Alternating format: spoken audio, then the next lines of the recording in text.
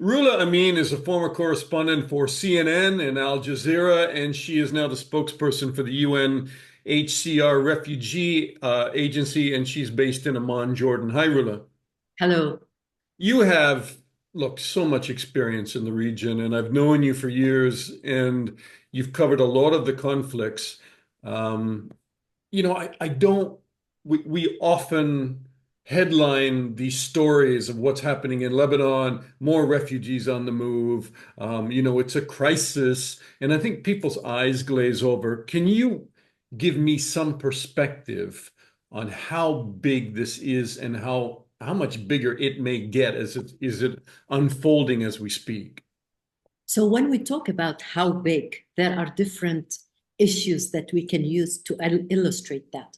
So, on one hand, in terms of the Israeli bombardment and the number of people killed, this is much bigger than what we saw in 2006 war, which was considered to be a very vicious war. And just to give you one example, in one day, more than 550 Lebanese and refugees were killed. So in one day.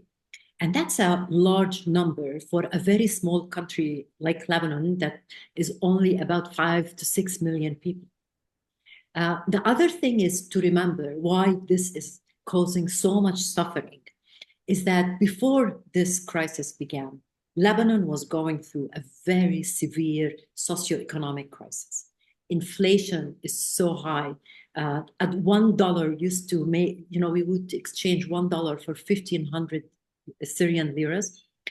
That has jumped between 100,000 and 150,000, sometimes 70,000. But you can, Yeah, that's it's financial collapse in Lebanon, really. a financial collapse.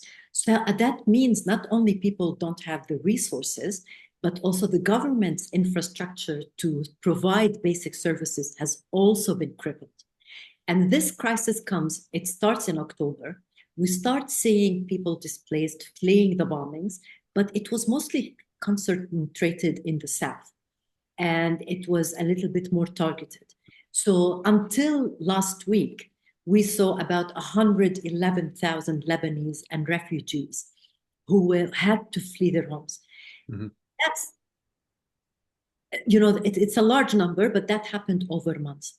And then within 1 week, we are now talking about almost, the government says, 1 million people displaced. The UN estimates is more than 300,000, maybe 400,000 every day. The number increases, but it's definitely hundreds of thousands of people who had to flee, which means these people, left their homes in a hurry. They couldn't pick up anything. Basically, some even forgot their civil documents because sometimes they get these warnings from the Israeli army that they need to leave immediately because the bombing is going to start in minutes. So they just run. Many of them, they don't carry any clothes, any spare clothes. And with the expanding of targets and areas that are being targeted by the Israeli army, their choice of what is a safe spot and where is a safe place that we can run to, that choice has been shrinking because the areas that are not being targeted are also shrinking. Yeah, as we were getting ready to do the interview, sorry to jump in, but the IDF on the ground was ordering the evacuation of at least 27 villages in South Lebanon, north of the Israeli-Lebanese border. And when you look at those 27 villages, it's an area some 30 miles north of the border. That's a huge area. Yes, and even the bombings before that, had been expanded to other areas like the southern suburbs of Beirut, the Beqa. And one thing to keep in mind too, when we talk about the scope of this conflict, is that before this crisis started, Lebanon hosted at least 1.5 million Syrian refugees who had fled the war in Lebanon, in Syria, for in the past few years, crossed to Lebanon to find safety, to find shelter. They thought they are protecting their families, in addition to Iraqi refugees, Palestinian refugees. So Lebanon used to host the largest number of refugees comparison to its per capita in the world. That's the largest number of refugees hosted in one country per capita in the world. So now we're not looking only at Lebanese who had to flee, but we're also talking about people who had come, who fled Syria to come to Lebanon, for example, and now they are reliving the experience. They thought they are bringing their families here to protect them from the violence in Syria, and suddenly they see these bombs falling on them. They run and they keep on running because every day when they go to one place and the targeting area is expanded, they have to flee again.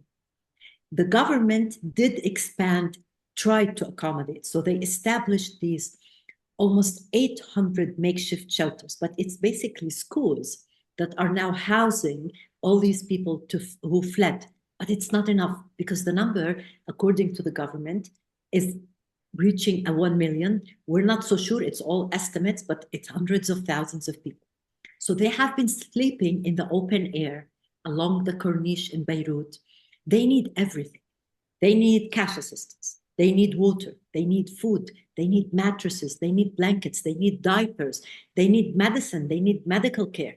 And most of all, they want to feel safe. They want to be protected. So most of the people have been on the move for days now. Some of them, more than 100,000 at least, and we think the number could be, by the end of today, would jump to 180,000. Most of them, those people, Lebanese and Syrians, chose to cross the border into Syria. So on one hand, you have Lebanese fleeing into Syria, and you have Syrians who fled Syria to Lebanon in the past few years, now finding it that it's better for them to cross back to Syria to try to avoid and escape the violence and the bombs. Yeah, it's what a disaster. And I was listening to the IDF spokesman Hagari did a live news conference, which was carried in many different places. And he went way out of his way to talk about the fact that many of these homes in South Lebanon were staging areas for the Hezbollah. Many of them have tunnels underneath them. Many of them are weapon storage facilities. In essence, he links the people and the population of South Lebanon with the terror, as he calls it, spread by the Hezbollah. So it paints not a very good picture of the people who are on the move. But you can't do that to 1 million people, can you? I'm here representing a humanitarian agency. And so what we say in these situations is that no matter what are the circumstances, the protection of civilians during conflict is stipulated by international law.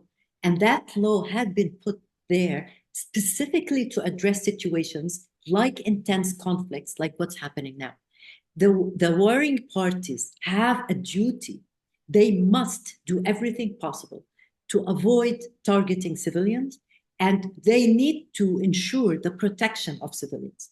What we are seeing on the streets of Lebanon, in the shelters, are whole families, women, children, teenagers, elderly, so all kinds of populations on the run and fleeing. And what they're telling us is they feel that the civilian population, has borne the brunt of this conflict and this war so far. And every day the conflict continues, there will be more people who are losing their lives, more people displaced, the needs will grow more. Now, a humanitarian agency, aid agency like UNHCR, we're on the ground, and we've been in Lebanon for decades, mostly helping vulnerable refugees and Lebanese. Now, we're still on the ground, providing water, providing blankets, mattresses, sleeping mats, helping repair shelters, helping equip these makeshift schools on how to be safe for people to come in. But that's not enough because the numbers increase by the day and so are their needs. So today, the UN humanitarian agencies in Lebanon, they made this appeal to the international community and they said, we need over $420 million to be able to respond to the needs of this displaced population and the people who have not been displaced. Because there are people who are still in their homes, but maybe get displaced, but they can't go to work, they need aid. I'll give you an example. Those people, for example, who cross the border into Syria. So I have UNHCR colleagues who are on the ground in Syria, and they are trying to help. So we provide water, food, blankets, mattresses. We established these big tents, rub holes, we call them, for people to stay in and to spare them the sun as they are being processed. But we're giving them this kind of assistance on the day they arrived. And they arrive exhausted, traumatized. Many of them have reached the border by foot. Those who even took transportation, it took them hours to get to the border. And they really don't have a plan for the next day. They don't know what will their next day look like. As we are speaking, like early this morning, there was an Israeli attack on the capital, Damascus. Now, this is one of the areas that these people who are fleeing the bombing in Lebanon are heading to. So it's really becoming, you feel that the Lebanese, the refugees who are hosted in Lebanon, they're all stuck in this very cruel situation where they can't find safety anywhere. Lebanon is a very small country, and they don't have the means, to buy a plane ticket and go to Cyprus, for example. They don't have the means to rent an apartment because of the economic situation that was prevailing inside Lebanon before this. So you can see that the civilian population is really there. They have been suffering immensely. They are terrified, feel very vulnerable, and they need urgent help.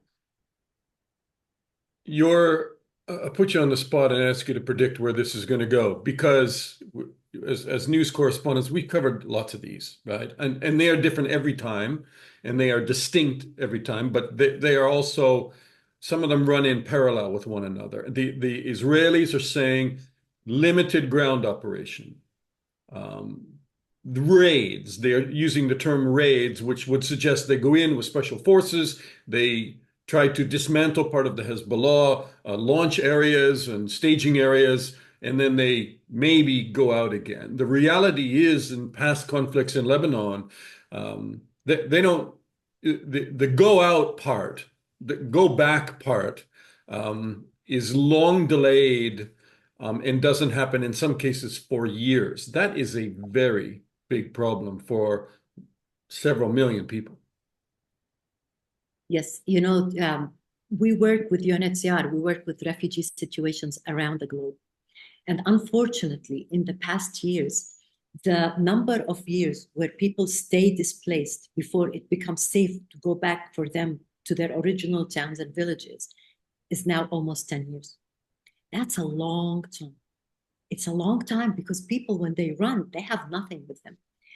In the beginning, the international community sometimes is committed and they start providing assistance. But with every passing year, the support for them decreases while their needs increase, because whatever means they had, even if they had sold their own golden bracelets, they have exhausted their personal means to be able to survive. And they're out of the headlines, and support decreases. People tire of it. It may be charitable in the beginning, but over time, and our crisis emerges. It's in the headlines because of the politics, and they are forgotten. And then they're left on their own to try to make ends meet, to protect their children. When we say we don't have the resources to meet all the needs, that's a dangerous situation, because what does it mean? It means these families, they stop eating proper food, or the parents stop eating so that they can feed their children. The nutritious food is not available anymore. When the kids get sick, they can't take them to a doctor. They sometimes have to drop out of school because they need to go to work to assist the parents.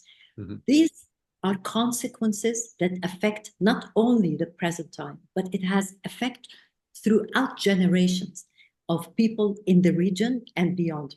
The Syria crisis, for example, it's been going on for 13 years. And until this day, there are 7.2 million people displaced inside Syria.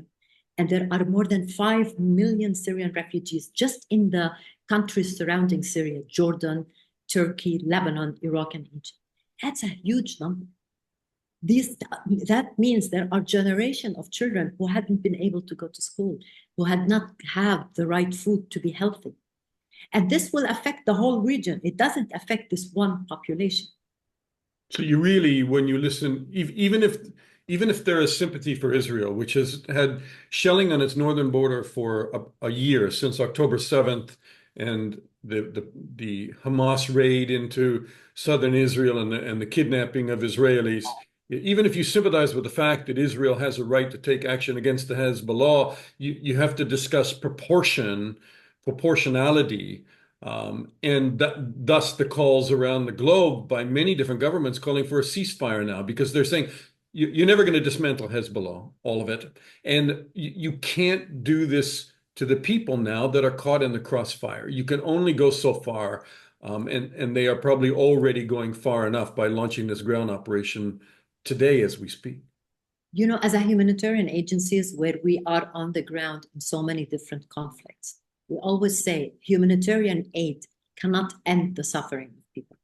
It can only ease some of it.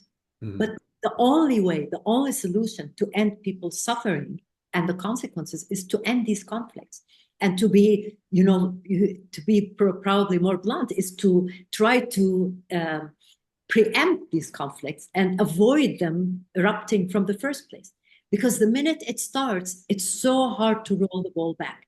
And now what we are dealing with in Lebanon is displaced Lebanese, displaced refugees who are making very difficult choices on where to go and how can they go, who will receive them, what is a safe spot.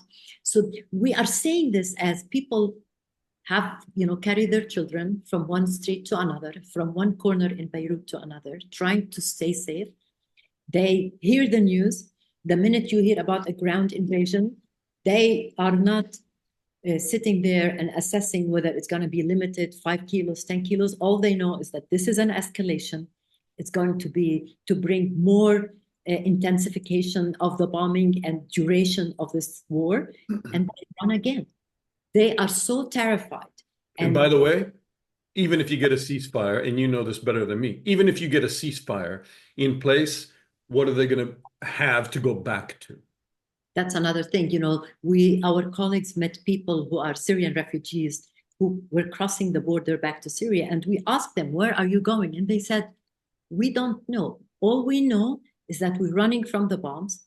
We will try to get to our towns and villages. We're not sure if our homes are still standing, but for today, this is what we're doing to run away from the violence. Yeah, and I guess any of us who have children and loved ones, you just try to move your family and get the hell out of an emerging hell around you. So, and you know, there's so many civilians who have been killed, and it's not something that one has to work very hard to prove. We lost 2 of our colleagues in UNHCR. One is a UNHCR colleague who has been working with UNHCR for 12 years. She was at her home during in the Beqa. The airstrike hit her building. Her husband and one of the children were rescued, but they are in a critical situation. And she and one of her children, you know, they passed away. We lost them under the rubble. We have another colleague also who was in a cafe. It got struck, and he was killed. So we know of many cases where these people the civilians are paying a very, very high price for this conflict, and they just want it to end. For now, they're looking for a safe spot. They want to protect their children. They need all kinds of assistance, and that's why we say, you know, we call on the international community, countries with influence like the United States. We always say we have 2 appeals. One is to provide the financial resources that are needed for us to be able to continue meeting the needs, to continue delivering assistance. And the other thing is to pressure the parties to end this today before tomorrow. yeah, because they're just going to get in deeper and deeper, Rula. Yeah. And you and I have covered conflicts like that, and the idea of any short war, you know, I haven't seen one, even though they're always headlined as that, and limited incursions. So, Rula Amin with the UNHCR. Rula, it's great to talk to you. Thank you so much. Very much. Thanks for having me.